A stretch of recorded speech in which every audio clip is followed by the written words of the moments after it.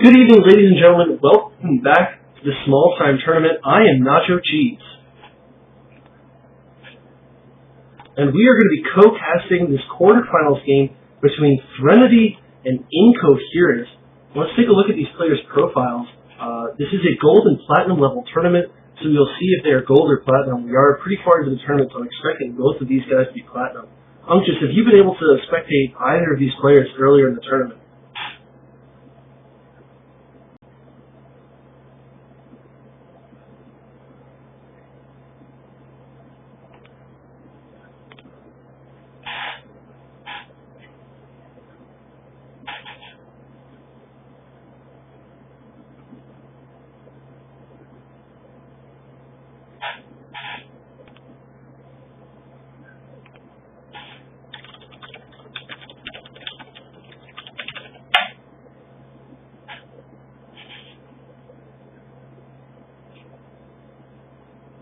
I have not been able to follow Incoherence.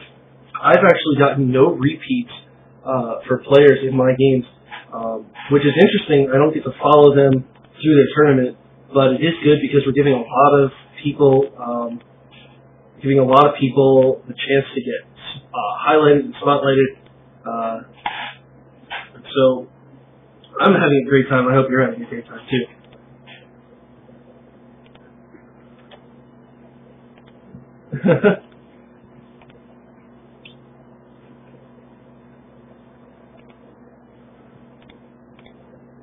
Yeah, alright, I guess we're going to start. I don't know if Incoherence is ready.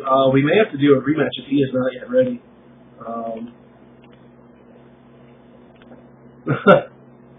We'll both be watching very carefully, everyone.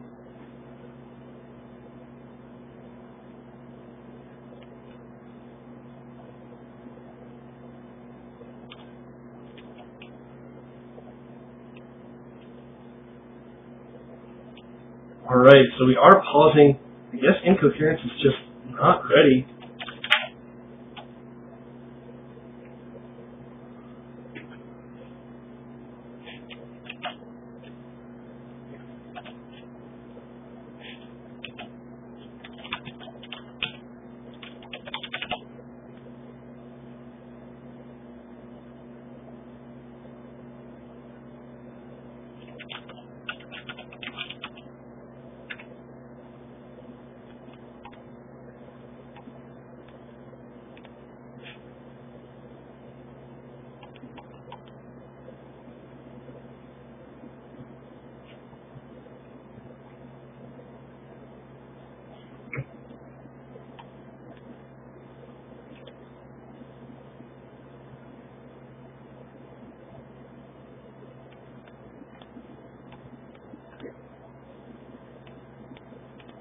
I've been mentioning the same thing on all of my games. That is definitely for the Zerg player's benefit, and also little other minor tweaks. I don't know exactly what else has been done on Selnaga Caverns in particular, but I think on some of the maps, choke points like this one here and this one here have been thinned or widened just to change up the play a little bit from the latter versions. However, the supply depot here and the spawn locations on larger 4-player maps is definitely the biggest change.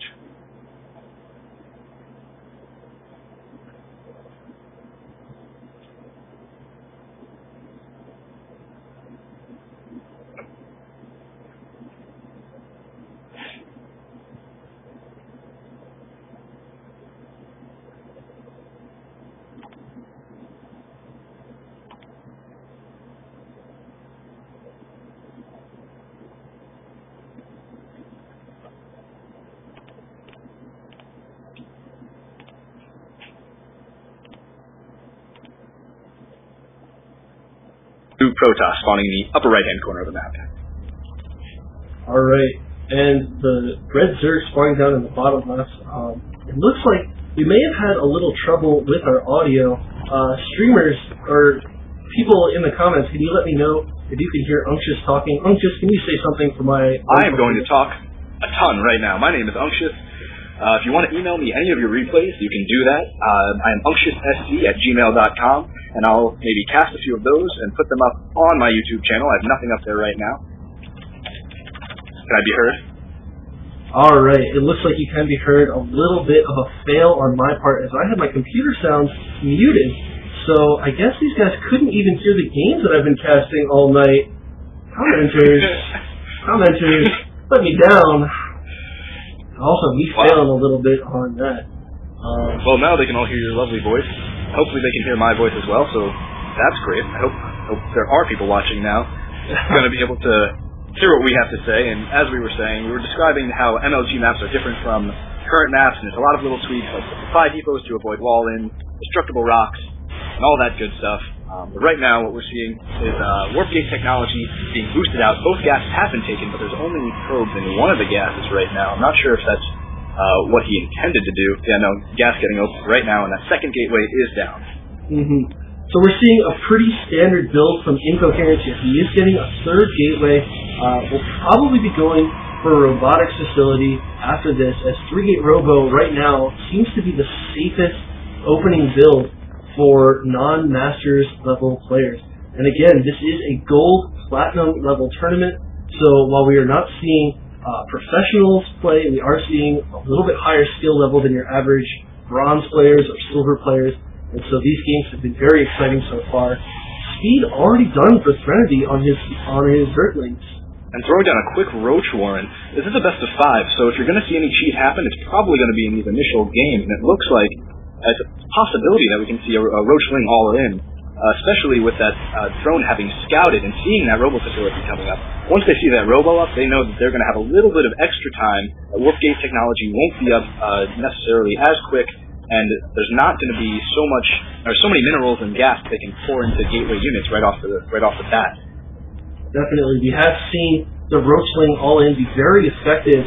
I'm reminded of some professional games between Idra and MC, however, where he was able to fend this off. In order to do that, though, he needs to get a Stargate, and that is just not going to happen here for Incoherence. He is getting that Robo facility, and while Immortals may be good against those Roaches, not very good against Speedlings, and it may just not be enough to handle the pressure if it does come from Threnody. And we're getting that layer up right now. It's a pretty early layer after this other hatchery went down, and the spine crawler right in front of that natural base. Interestingly, well, we are seeing that Immortal come out rather quickly, and a fourth gateway going up. That would be indicative of some sort of warp prism play. Usually, if you get those 4 gates, that's all you're going to be able to produce off of one base. So if we see a warp prism come out next, we might see some nice warp prism play, doing just warp-ins right in the back, right on the mineral line of our Zerg players' base, which wouldn't be entirely out of the realm of possibility. There's no Evo chamber down right now, so spore crawlers aren't going to be coming out. The only anti-air are these queens. Well, there actually is an evolution chamber, not to knock you or anything, but there's an evolution chamber down in front of the natural. There it is. I do see it. Yeah. You're correct. We're getting that air attack up, so Mutas probably will be on the way sometime soon if we get that Spire up. Totally do that. And Mutas would definitely be a very good counter to these Immortal-heavy armies. Immortals can't look up. They can't strain their necks upwards. They can only look side to side. And so if he continues going with this Zealot Immortal-heavy army, Mutas could tear this apart. We are not seeing a Spire yet, but it's certainly within the realm of possibility because he has this layer up fairly early. Grabbing both of those gases right now as our player is definitely looking for some kind of tech to come up, and a Spire would be a reasonable way to go. And that just sets you up so beautifully for a Broodlord transition later on in the game. It's such a late game setup so beautifully, especially when these ground-heavy armies, like you were saying, are so prominent in PvZ today. You do see a lot of Stargate builds, but at this level, as you were saying, we're going to see just this, 4-gate Robo, really. And Stargate isn't going to be too much worry for our Zerg player at this point. Now we are seeing some pressure coming down here from Incoherence, bringing down his ground army to try and poke in, get an idea of what Threnody is doing here. And there is going to be an engagement here. Nice force of cutting off the Roaches. And he's going to take out this Spine Crawler. These Roaches still able to get some attacks on his closest units. This is not the best micro from Incoherence, and it looks like he is not going to be coming out on top of this battle if there are just too many Roaches. And yeah, those Immortals are going to be able to take 1 or 2 out, but you let all of those Zealots get entirely eaten up by the Roaches, now getting pushed back and not continuing backwards. He's just going to have his stand, and now all these roaches are moving forward. I mean, I wouldn't be surprised to see them, they're just going to take out this Immortal, and they're not going to look scared in the least. It's going to take a little while to get that unit count back up, especially given the fact that there are more gateways and that robo facility, more than production can handle right now. We're actually pretty late in the game to have not had an expansion come out for a Protoss player. Usually you'll see an expo around 6 or 7 minutes, especially after a hatchery goes down for your opponent's Zerg. You're definitely right. It's 11 minutes in this game. Incoherence is way behind economically. If we take a look at the income tab, we do have only a slight mineral advantage, but a huge gas advantage for the red Zerg. And now these roaches are moving in for a counterattack. Yeah, these roaches are going to push right up. They're going to push all of these units back into the base, and really what he's getting out of this is that even further delayed second base. And we have a very zealot-heavy army. I don't exactly agree with that decision, especially knowing that the Zerg has such a roach-heavy army. He only really has a roach warren out right now, a spawning clone roach warren. I don't see that spire up yet still. But we do have a Hydralisk. Exactly, and it's researching those group spines to make those super slow Hydralisks a little bit faster, so we are going to see some Roach Hydra play. That could be pretty effective, although with all these Zealots out, if they can get charged, those Hydras will not be very happy about that. Immortals can be very, very good at taking out those Roaches. If he can micro them and focus fire the Roaches, Zealot's going to be great at getting past those Roaches and attacking Hydras. The only thing that would greatly benefit this army is Colossus right now, but off of one base, he is not going to be able to afford that Robotics Bay, and he is now getting his natural expansion. It's a little late. Threnody really should be gearing up to take his third base. He had over 600 minerals there for a second. Now he is building 4 overlords to try and get ahead in supply. Infestation pit going down right now too. That'll be up in a matter of minutes, and I think I really like that play coming out. Infestors, they have a lot of ranged things. Getting fungals down on those zealots will help ridiculously. Will help out those hydralisks ridiculously. I'm sorry, I can't speak today. Especially, we don't see any upgrades going down. There's no forge. There's nothing giving these zealots charge. These stalkers don't have blink. Fungal growths will stop these zealots in their track, and because all these units are going to be ranged, we will see some heavy damage going down on those zealots. Now, I was just saying that Threnody needs to get his third, and that's exactly what he's doing. He's moving down here to this safer third expansion. He did take out the rocks, so we will be able to reinforce that and defend that quite easily. And now he is moving his forces up. Again, scouting, taking control of the towers, poking up, seeing what the Protoss player has. Threnody definitely having map control and what seems to be a good lead in this game. Not to mention perhaps gearing up towards drop play. Ventral Stacks is out, or is about to be out. It's about 10 seconds from finishing or so. And I would love to see a Baneling nest go up. I've been saying that throughout all my games. I've been wanting to see Baneling play. I haven't seen it. But this engagement at the front, the Roaches are at the front, and those Zealots are trying to come forward and take out those Roaches, but the Zealots are just eating them up. The Hydralisks are shooting from the side. You got a little bit of a flank going on. The Immortals are focusing down those Roaches, and there's a lot of force fields. These great force fields went down, splitting the army, and this army is just melting before the Protoss players' eyes. That was a big win for the Protoss. We see Threnody is still about 25 food ahead. Most of that is the Hydras in production right now. 11 Hydras coming out for a Zerg player. But this is a very scary army pushing down the middle of the map. Going to be applying a lot of pressure to a smaller army.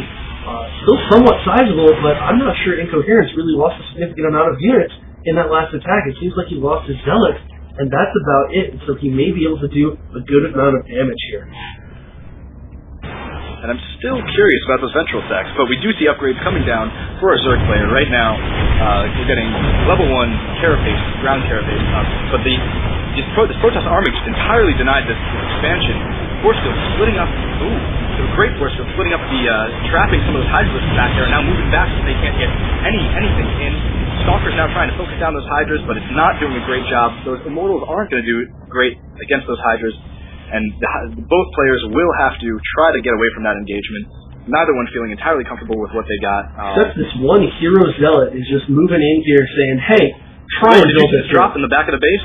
There was a Hydralisk drop in the back of the Protoss' base, cleaning up all the rest of the probes that were back there. However, it looks like he's spreading some creep back there as well. That is going to do a lot of damage. That is going to force Incoherence to pull back his army and again give Threnody back his map control. Threnody needs to take these Hydras out of here. He doesn't want to lose them, but he does. And this Overlord scooting on back out of there. That was a very good drop play. Thank you for pointing that out because I completely missed that. Hey, it happens, man. And Threnody now taking a base on the far left side of the map, as well as trying to reestablish that third down at the south end. As well as clearing out the rocks for this high-yield expansion. Threnody is very aggressive. He feels he's completely in control. And look at the food advantage. He definitely is in control right now of this game. He is, EG, in control of this game. And this Protoss force moving down, it looks like he's going to be gearing up to take this gold expansion as well, but he's still behind on economy, especially after that drop. All of those harvesters went down. All the Protoss player has now is a not entirely saturated base. There's no gas being mined down at that natural, and all the Protoss forces will move back up and trying to move using a gateway to block off that terrifying back entrance into the base, which can be utilized for drop play. Get some drops, or just moved right back, or units moved right back behind those bushes. Can't be seen by anything and just move right in. But we do have Roaches and Hydralisks moving forward to the Zelnaga Watchtower. Interesting. As we look at the unit counting station, there are only 32 probes for Incoherence. The Protoss now 34, 55 drones for Threnody. That is a big worker advantage. And of course, those workers are spread across 3 bases for Threnody, which is giving him a huge economic advantage. Now pushing forward with those Hydralisks, getting caught a little bit off guard, but now there's going to be a big engagement, a very large army for the Zerg player, lots of Hydralisks, going to do a lot of damage against those Immortals, so those Immortals are going to clean up the Roaches very well. Incoherence forced to retreat and pull back to his natural.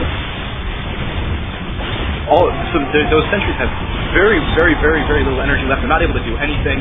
These Hydras can't get a nice arc. It's at a very bad angle for those Hydras. A lot of them being stuck in that choke point. It would have been interesting to have seen some of those kind of retreat and go back around. But probes will be pulled to try to do some damage to these Hydras, but it's just not going to be enough, especially with a base not out yet.